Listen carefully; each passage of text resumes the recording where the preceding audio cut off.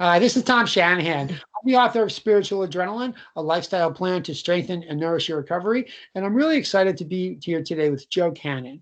Joe is an expert and nationally renowned teacher in exercise physiology and health education. He has degrees in exercise science, chemistry, and biology. He's the author of a number of books. One of them I happen to have with me here today, which is Nutritional Supplements. And he's recognized as somebody who tracks and follows all kinds of new science coming out about nutrition and supplements and reports them on his blog. His blog can be found at www.joe-cannon.com. And he's here with me today. Joe, thank you so much for taking time out of your busy schedule to join us. I appreciate that. Hey, Tom, it's my pleasure. Glad to help. We spoke earlier in the week, and we were talking about the issues specific to the addiction recovery community. I mentioned to you that the number of people in the addiction recovery community with pre-existing conditions from active addiction was disproportionate to the general population. And I had a lot of concerns about how their bodies will be handling the coronavirus and other similar stresses at this point in time. And you agreed to come on and share your wisdom and your years of experience with the community. So I thank you for that. So what do you think, Joe? I mean, these are tough days for everybody, for people with compromised liver function, liver disease, cardiovascular, heart disease, those kinds of issues which are prevalent in this community, and type 2 diabetes and hypoglycemia. What do you recommend? Where do you want to start with this? Wow, big. That's a loaded question. We could start anywhere. I think overall, the best thing that people could be doing to stay healthy, not only during this crazy crisis that we're all going through, but even beyond that, is to do some physical activity on a regular basis. And you don't have to go out and run marathons or stay in the gym all day. Something as simple as, like before this morning, when I got up this morning, I went to a local track. I walked around the track a few times. I ran up and down the stadium steps a little bit. I was out there about 45 minutes. It doesn't take a lot. I saw you and your mom, your lovely mom, on Instagram this morning. You were working out with your mom. You're working it out. Yeah, that was great. So again, I think the message people have to realize is that we're living in a world of high intensity exercise. You can get the benefits of exercise at a lower intensity. As a matter of fact, there's even some research that shows that as little as 5 minutes of exercise can improve brain function.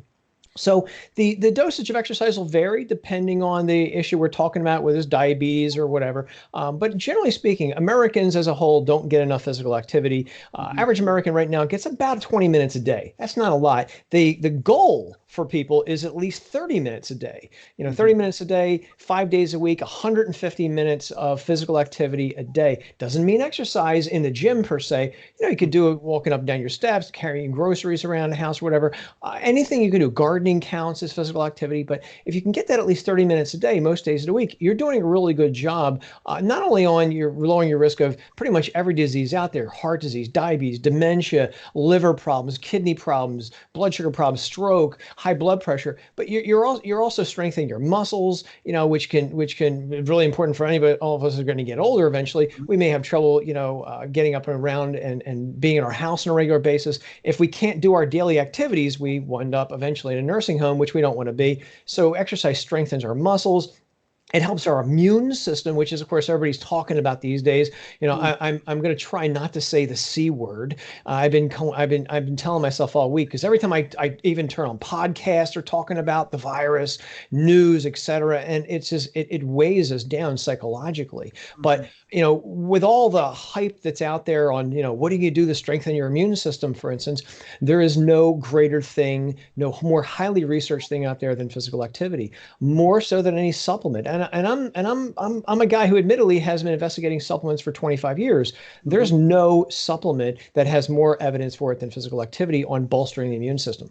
There's an organization in Pueblo, Colorado called Addict to Athlete. They set up a challenge that started since, people had been home sheltering during the virus, the situation with the virus. So one of the ladies who joined the challenge just ran her first 5K, and she had never really tried to run long distances before. And she started with going around the block a couple of times, and now she's up to a 5K, and she's sharing it with the group on the challenge page. And it was a brilliant thing to think that there can be positives can come out of this difficult time for everybody. So for someone who's looking to get started with an exercise routine, do you have any specific recommendations? Well, yeah, sure. If you know, if someone has some existing medical issue, I'm always going to say, just across the board, talk to your doctor, see if exercise is right for you. I sound like one of those people from the drug commercials. But generally speaking, they're going to say, yeah, it probably is. But start where you are. You don't have to go out and run a mile or 5 miles or even run around a block. Running isn't even necessary. Walking, anything you can do, start where you are. Even if it's just you're sitting in a chair, stand up, sit down.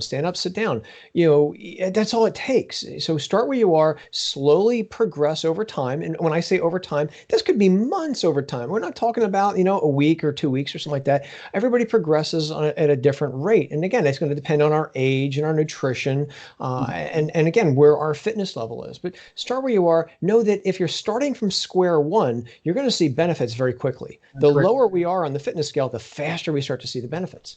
So Mhm. do something. I think that's the best advice I can give everybody. In my book, I spend a lot of time looking at the research studies when it comes to people in addiction recovery. And not only can exercise benefit them in the ways that it benefits everybody else, creating endorphins production in the body, but it can reduce cravings for the drug of choice. It can really help address some of the issues that are specific to the community. And you're right, the research study says 5 minutes a day walking can have a tremendous impact over time. And some of the research suggests that walking in nature, out in the green spaces, can really add to the value of the exercise. And so, this is the time to do it. We're social distancing, like a park by ourselves for those hikes is really Yeah. it's really happening now. And we went to the park. My mom, as you pointed out, my 90-year-old mom and I, every day we'll take a drive together so she can get out of the house and we go to the parks. I've never seen so many people out in the parks walking. So, Yeah. it's amazing how, again, families are out there walking together and actually talking. And Yeah. I think that's probably a silver lining to the whole situation. Right. I write a lot about, and the community that I serve. Like, for example, last night we did a Facebook Live on fermented foods to fight infection. About 15,000 people have watched that as of today. Yeah, from last night. So people in this community are really attuned, and they're focused on what they're eating and the impact it can have on them, if you will, in the context of not just good overall health, but reducing cravings, reducing anxiety, reducing stress levels. So, like you just mentioned, 25 years in doing this, teaching Yeah. sports nutrition and researching like nobody else I've ever seen, Thank you. researching the nutritional supplements. So let's just talk about the nutrition first. What are the foods that you most recommend, let's say, to deal with common situations in the addiction, or common illnesses in the addiction recovery community, but talking about like depression, anxiety, people with those kinds of problems? Sure, sure. So overall, I would say that eating a more colorful type diet is going to do a good amount of benefit in the human body for a wide range of things. The greens, the yellows, the purples, whatever, the reds. I think when I was writing my dietary supplement book several years ago, one of the things that I noticed is that the research that was quoted for the individual nutrients was actually based on what happened when people ate the foods. And so it was almost like they were commandeering this research on, say, tomatoes, and they're saying, well, if you just take this ingredient in tomatoes, it'll do the same thing. That's not necessarily going to be true. When you take something out of nature and you concentrate in a pill, you sometimes get a very different response. So across the board, I would say, more beans, more seeds, more fruits, more vegetables, and you're not going to go and you're not going to get anything bad from that. For instance, I'm sitting here right now and I'm drinking my lunch smoothie right now, which again has pretty much the kitchen sink in it. I threw an orange in there, some frozen spinach, some pumpkin seeds, blueberries, strawberries, turmeric. Gee whiz, I forget how much stuff I put in there. But again, you're getting a broad spectrum of nutrients, which all these you're getting low levels of nutrients also, and the lower levels of nutrients are all going to work in conjunction with each other to produce a bigger and better benefit than if you took only one of these nutrients by themselves. Mhm. For instance, you mentioned depression a little while ago. So there is some research what is it? What is it? I'm saying to myself, I'm thinking so many things right now at the same You know, time. yeah, Folate. That's what I wanted to come into my mind right now. Folate. So folate does have some research that it can help modify and modulate depression levels. And so because of that, some people may be taking folic acid supplements. So I like to point out the difference between folate and folic acid. Folate comes from foliage, the green leafy vegetables like spinach and kale and stuff like that. mhm, Folic acid is actually man-made, it's human-made, it's made in a laboratory. So you absorb folic acid a little bit better than you do folate, and that's why you find it in multivitamins and prenatal vitamins and all that stuff. And you convert the folic acid into folate, mhm, and that's really great. Except that I don't think that folic acid is always the best way to go for people. For instance, when you look at people who have depression and stuff like that, they sometimes have lower levels of folate. And while people may say, well, then I'll just take a folic acid supplement, you may get a different result. Case in point, there is some very strange research out there, and I don't want to freak anybody out by this, but the research is out there that finds that people who take folic acid supplements may be at a greater risk of cancer. Certain types of cancers may be associated with higher folic acid, not folate. mhm, And so that get and again, why is that? Could that be because we absorb the folic acid a little bit better? Who knows? We just haven't figured this out yet. But mhm. that appears to be true with folic acid foods as well as folic acid fortified foods, because it has been fortified in foods for a long time to reduce the birth defects. And that's something that is definitely, we know that folic acid and folate reduce folic or birth defects. But in terms of depression and stuff like that, I think the folate from the foods is going to do a much better job than a folic acid supplement would. So again, the easy answer is just eat more fruits, veggies, beans, and seeds. And I'm not saying you have to be a vegan by any means, because I know the vegan movement is picking up right now. Hey, if you want to have a hamburger, I'm okay with that. Just have some spinach or some broccoli with it. It's perfectly fine. You mentioned the colors of food, and I speak about that in my book, and I think it's a critical point. But can you explain why you said read the full range of colors, as many as possible, so people understand why that's of critical import? Yeah, so the colors are, well, a lot of them are phytonutrients, phytochemicals. Phyto means plant, so they come from plants. And a lot of these act as antioxidants in the plants, and so they protect the plants from environmental toxins. Well, it turns out when we eat those colors, the powers of the plant definitely come inside us, and they protect us from environmental toxins and other things that may pop up. For instance, free radicals, which we make naturally in the body. A lot of us, in the popular media, that free radicals are bad, but we have to have some free radicals. They are tied to human beings being alive on Earth. It's a byproduct of making energy. You make free radicals, but too many of them are not so good for us. So if you're eating a more colorful diet, you're getting more natural antioxidants, which is helping to dampen down the production of free radicals in the body and free radicals that come to us from the environment as well. That's the easiest answer. The colors are many times the antioxidants. And so you eat more colors, you're getting more natural antioxidants, and there's more antioxidants in, say, a carrot, for instance, than you're going to get from a pill. And again, that's a message I think needs to get out to people, because many of us grew up watching the Jetsons, where they would take a little pill that would supplement for like food. You'd see George Jetson with his knife and fork cutting his pill. It's not the same thing as eating a carrot or a tomato or lettuce or something like that. Let me ask you a question about supplements too, because there was a number of comments on my blog over the last couple of days about how people were going to take mega doses of different vitamins. And they didn't really distinguish. Some of them were fat soluble, some were water soluble. So can you explain why that can be a good thing or a bad thing, and why people want to think about that before they actually invest the time and the money into all these mega doses? Sure. It's not yet been proven that a mega dose is going to be better than a lower dose. Sometimes you can have, for instance, a different result when you take a mega dose of something. For instance, not to scare anybody, but I'm old enough to remember that back in the 1980s and 1990s, people used to say, how come people who eat more fruits and vegetables get less heart disease and cancer? And so they said, well, it must be because the beta carotene in those foods. Beta carotene was the common denominator, they said, of Mhm. fruits and vegetables. So in the late 1980s, early 1990s, they got around to testing this. They randomly took hundreds of thousands of people and they gave them beta carotene supplements. What did they find? Beta carotene did not lower the risk of heart disease or cancer, but in people who smoked or used to smoke, there was an increased risk of lung cancer. Why?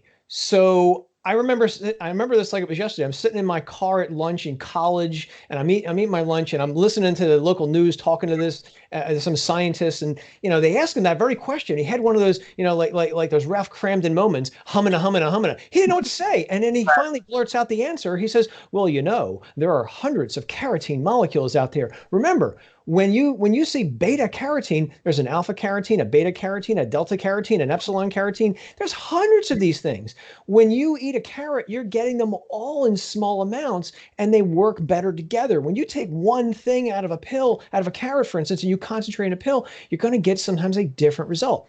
Mhm. So mega doses are not always going to be better, and I haven't seen a lot of evidence that mega doses of different vitamins are better than lower doses. So I don't necessarily think you have to do that. And when it comes to the fat soluble vitamins, again, they're fat soluble, they're stored inside fat cells.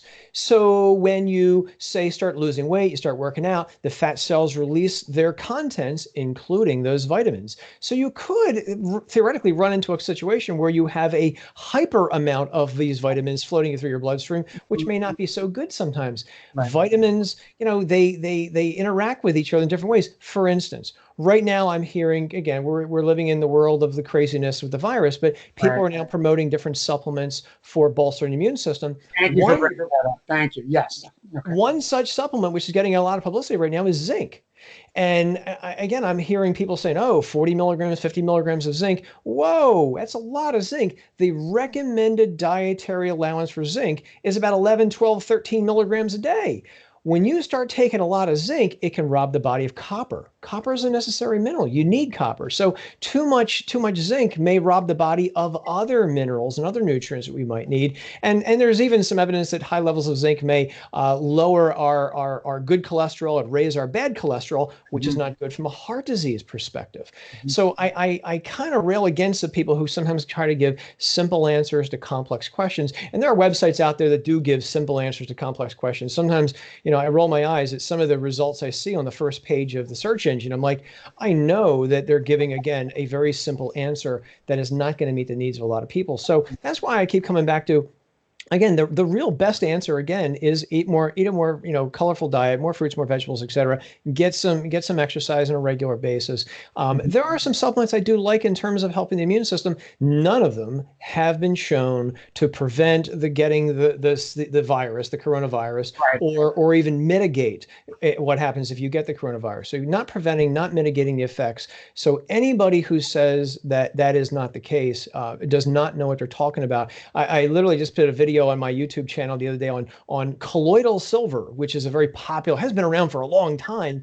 It used to be used as an antibiotic, 60, 70 years ago before antibiotics really became popular. Mhm. And I looked for research that colloidal silver could actually help the immune system in human beings. I can't find any. And I've taken some heat on this. Some people have actually emailed me and said, you're a troll for the government. Nobody's paying me to say this. This is the research that I found. I find some stuff on maybe wound healing. They put it on the skin. Okay, great. But taking it internally, I can't. Again, everything I saw in terms of colloidal silver was there's no known benefit of silver in the human body. So I don't understand why people are saying it's going to do X, Y, and Z. It may have been used for 1,000 years. That doesn't necessarily mean it worked 1,000 years ago. But I am kind of surprised at the lack of research on this, given given that particular mineral's popularity right now. I can't find any. So again, in terms of the coronavirus, if there was something out there that worked, I would know about it. And because I usually start my day reviewing the research on supplements and a few other topics, and I get the clinical research. We look at the same websites, you and I do. You mentioned when I interviewed you for my podcast, you mentioned you look at PubMed all the time. Me too. Me and PubMed are on a first name basis. Every day. I have emails sent to me by them all the time. And again, I would know if there was a supplement that prevented the coronavirus. One thing I will point out, and this is kind of cutting edge stuff, which many people may not be thinking about. I have a feeling that in the very near future, we're going to start hearing about potassium supplements in helping the coronavirus. Mhm. And the reason that this is coming out right now is there is some research, I think it coming out of China, that knows that people who have the coronavirus, they excrete more potassium from their bodies. And so giving them potassium supplements does raise their potassium levels and may help them feel a little bit better. That does not mean that potassium stops coronavirus infection, and it does not mean that it prevents the coronavirus from wreaking its havoc in the body. It just appears to, better modulate the potassium levels in the body. So if you hear anybody saying potassium supplements stop the coronavirus, they don't know what they're talking about. They're not looking at the actual research. And again, if for people, when I heard this recently, the first thing I thought of with people taking blood pressure medicines, there are medications out there for blood pressure that conserve potassium. They don't just necessarily excrete potassium from the body. So in the person who is taking these certain blood pressure medicines, if they're taking a potassium supplement, this jacks up their potassium levels too much, and that can be equally as bad. You don't want to have too low or too high potassium levels. For people with kidney disease, it could be a real issue to have high. Abnormally high rates of calcium. There's a lot of potassium. Excuse me. There's a lot of potential issues for people who have these different diseases. So that kind of segues in. What you were just talking about in the fruits and the vegetables. What's interesting is they are available right now. I posted a video on the Spiritual Adrenaline Instagram page of a supermarket in Manhattan. A friend of mine posted it, and all the fruits and vegetables were there. And what was missing were most of the processed foods and the frozen foods, of course, the beer and the chips too. But that's a whole nother issue. But can you explain, to folks, the processed foods, why they're not going to find the nutrients we're talking about in those foods, so they can hear it from an expert? Yeah, absolutely. So when they process the food, they sometimes take out nutrients that that they don't feel are good for the body, or they may affect the way we chew them. And so, like for instance, brown rice. That's the one I was thinking about this morning. Brown rice. It may when you chew it, it may be a little different in texture than white rice. So they take out some of the nutrients in the brown rice. They bleach it. They throw it. They bleach it to turn it white, and then they'll sprinkle in a couple of vitamins at the end to offset nutritional deficiencies. But the brown rice is going to give you far more nutrients than you would get with, say, white rice would. So the processed foods, again, generally not, they're not going to be as good as what you're going to get from the foods you pointed out that are still in the supermarket, the real foods, the fruits and veggies, and stuff like that. And I saw the same thing, by the way, when I went to the supermarket a few days ago. I saw the fruit and veggie aisles completely stocked. And because I was looking for frozen spinach for this, because I put frozen spinach in it, and I found the last frozen spinach bag in the supermarket in Acme. But the other thing, when you look at these processed foods, the TV dinners, et cetera, like that, generally my rule of thumb is the more claims that they show you on the box, low fat, high protein, whatever, the more claims you see, the more you should be asking yourself, what aren't they telling you? One of the things I notice when I see, more calcium and more protein and low fat, and, I see lots of sodium, for instance. Right. And again, in America, at the very least, we eat too much sodium. I mean, the RDA for sodium is about 2,300 milligrams a day. Americans right now getting about 30 to 4,000 milligrams a day. So much more. And again, whatever people want to say, there is a big association between too much sodium and blood pressure. And I know there's a movement out there saying, oh, you can't prove that. Yeah, you can. You take people off the sodium, their blood pressure drops. Yeah. So again, more processed, you tend to have, generally speaking, much more sodium, much more preservatives. I always remember, even back when I was in high school, my biology teacher in high school saying, when people do pass away, they last longer because the preservatives have been stored in our fat cells. Oh, goodness. Wow. Wow, well, that says a lot. That speaks volumes about. And that was 30-something years ago in high school. We're saying that. So again, you're going to see more sodium as a rule, more saturated fat, and in some cases you're going to see more trans fats as well. And the government has been trying to weed out the trans fats from the food industry for a while. They've done a pretty good job, and I think in about a year or two more there'll be no more trans fats available. Thank goodness, in America, because there's no safe amount of trans fats. And the easy way to tell that is when you do look on a processed food, you see the nutrition facts label, and you'll see a bunch of percentages down the side being the daily value. And there's you're allowed to have some protein and vitamin D and stuff like that. There's no percentage next to trans fats because there's no daily amount that is deemed safe. You're not supposed to have them. When in doubt, trans fats are worse than saturated fats. So again, we could go on and on about the processed foods. Again, I'm sure a lot of people are probably eating more processed foods because we're stuck indoors. But this is a different time. But once the craziness ends, cut back on. I'm hoping that some of the folks that are watching this, especially in the spiritual gentleman community, will start to go to the vegetables and the Yeah. fruits and the healthy foods that are available right now. Yes. I might start them down the road to healthier eating when we get Yes. through this very difficult time. And if we could touch base about the issue of medications and how they can impact potentially nutritional retention and absorption, just so people can be aware of that. And maybe, again, if they're trying, this may be the first time someone's really trying to focus on changing their eating habits, right? Yeah. What advice do you have for them? So if you need to take medications, you need to take medications. I get that. Some medications are definitely critical. There's no doubt about that. But sometimes they can rob the body of critical nutrients. The medication always jumps into my mind when I think about this would be a very, very important and very popular medication called metformin. Metformin is a medication for type 2 diabetes.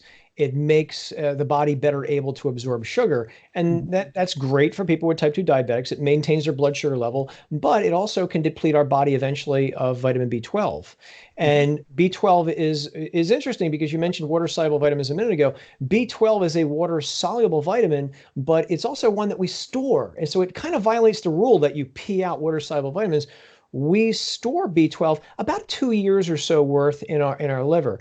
And people who are at risk of B12 deficiencies, again, metformin can do that as well. Hardcore vegans may also be deficient in B12. Older adults like your mom, you can make an argument, maybe even your 90-year-old mom. And by the way, she doesn't look like she's 90. She doesn't. You can tell her that. I thought she was a lot younger than 90 when I watched you guys today. I love you. That's the truth. But older adults may benefit from B12 supplement. Alcoholics might also benefit from B12 supplement because if they are alcoholic, they may not be eating so well, and so they maybe not eating the foods that have B12. But that's one thing. But there are some medications that can rob our body of different nutrients, and not only that, but also upset our microbiome, which is a very burgeoning and important aspect of nutrition that we're still trying to understand right now. We know that drugs can alter the microbiome. We're not quite sure what all that means in the human body. The microbiome, again, if there was a wild west of nutrition, it's the microbiome. Yeah, I agree with you 100%. I mean, I stayed away from the topic in my book, which was published in 2019, because I felt the research was way too new to be putting in black and white, representations about what the research clearly says. I agree with you. We don't understand the microbiome. We know that there's about 3 or 4 pounds inside of us in our large intestine that we call the microbiome. I would like to point out that there's a microbiome on our skin. Okay, so it's not just the microbiome inside of us, but it's in our skin. There's even a microbiome, which freaks me out completely when I think about this. There's a microbiome in our brain.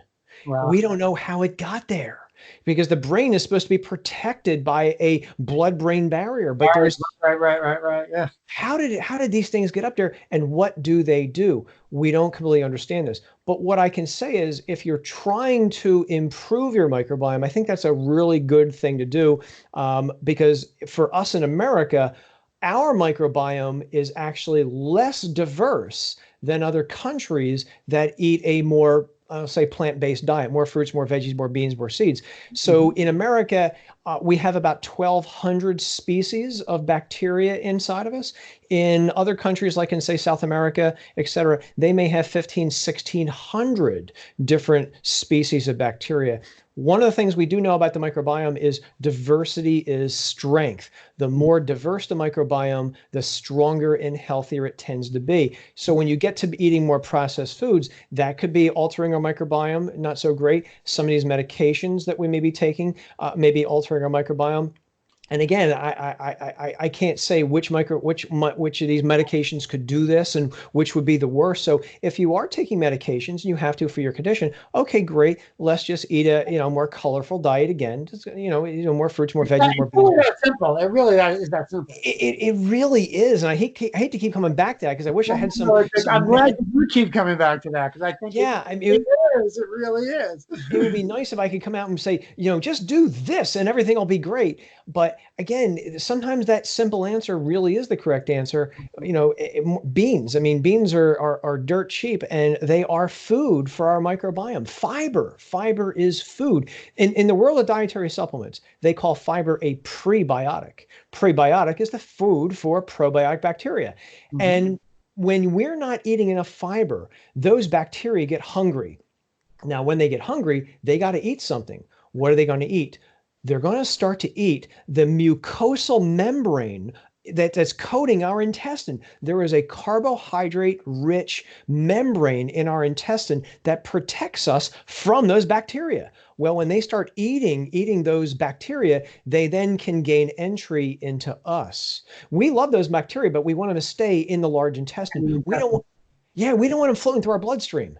So what foods do you recommend in the context of if people want to diversify their microbiome and Yeah. try and achieve the best stabilization, if you will, there and Yeah. more diverse biome? What do you recommend? So easy is, eat what you like. So if it's green, it's orange, it's red, it's purple. It doesn't matter to me. There's not one perfect food out there. One of the reasons I like doing the smoothie thing is I can throw all kinds of stuff in here and I just drink that. And I know I'm now getting a broad spectrum of nutrition, which I wouldn't get if I was just eating one food by itself. Again, salad is great. Just throw all kinds of stuff into salad. I'll throw, for instance, walnuts in my salad and pecans in my salad, and all kinds of things. Again, I know they're probably closed now, but I think Panera makes a great salad. They have this great strawberry chicken salad. Yeah, we're right about that. Yeah, I love Panera salads. That's usually when I eat when I go there. But you can make an equally great salad here. Chili. I love my slow cooker, so I'll throw all kinds of stuff in my chili. Pinto beans, black beans, and red kidney beans, etc. Beans are great. So no perfect food. Just eat a wide range of foods, and you're going to be okay. I'll tell you, my mother doesn't look 90 because she eats almost all the foods that you just mentioned all the time, and she has for years. She looks incredible. So I think it does. It's the best. It's the best fountain of youth there is out there. Yeah. So thank you so much for taking the time. Is there anything that you think is of critical import you want to share with the audience today, or that we didn't cover? Because this is a difficult time for a lot of people. And I think that our society, we're so used to finding comfort or coping mechanisms in a lot of different places. But people now are trying to think about how to try and keep themselves healthy so they can get through this and be stronger. Any recommendations?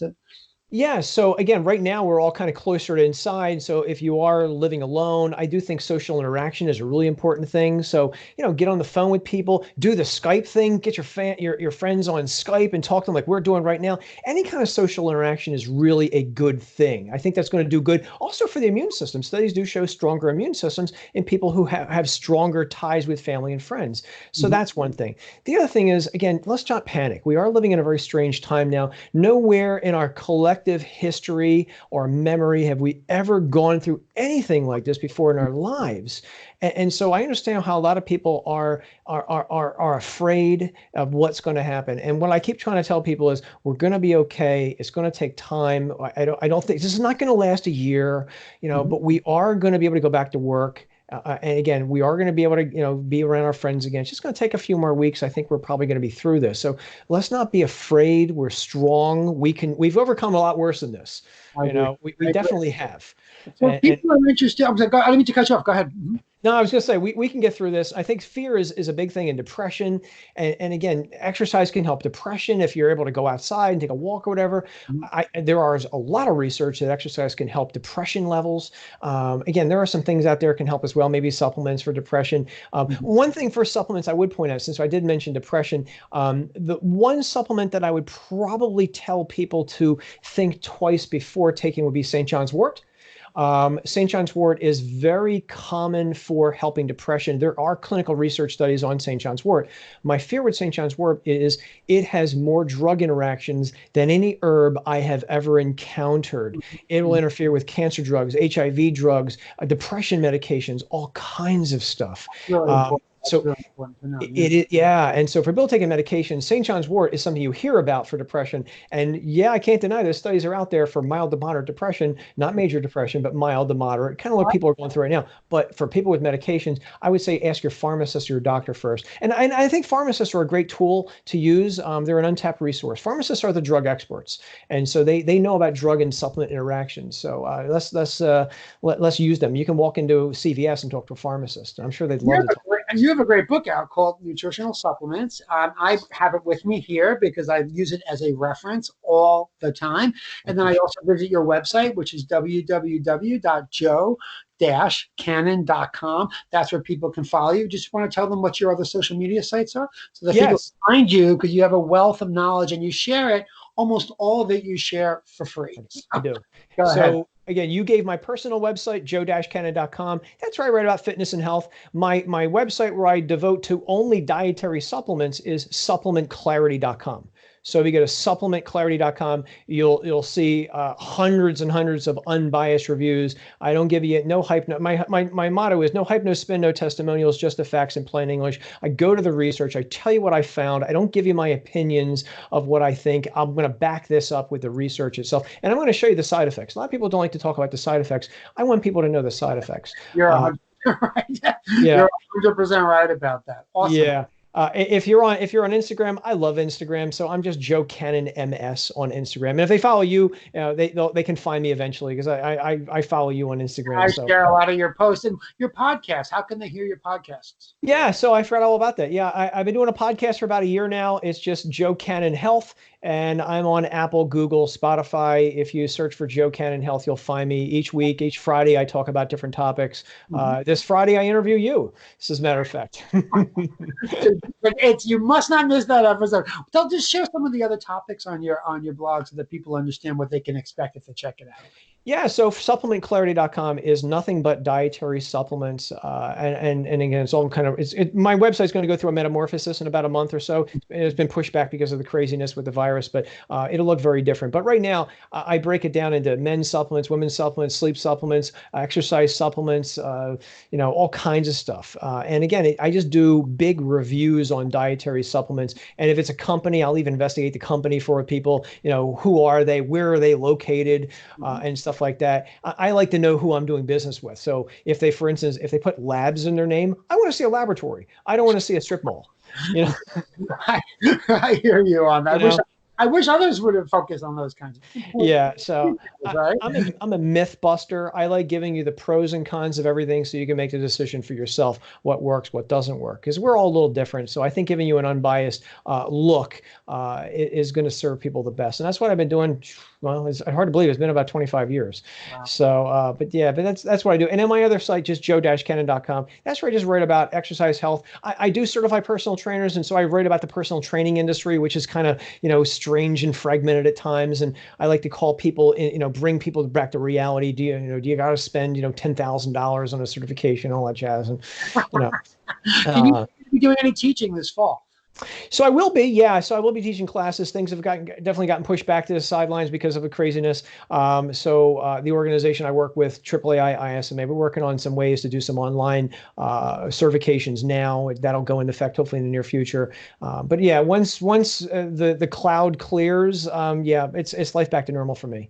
Awesome. Joe, thank you so much for taking the time to come out. You have a number of books out. The one that I have here with me today is Nutritional Supplements. People will be able to find you on social media, and you are a wealth of knowledge, and you share it so openly and so freely. And I thank you for doing that. And thank you on behalf of everybody in the Spiritual Adrenaline community. I wish you well. Stay healthy.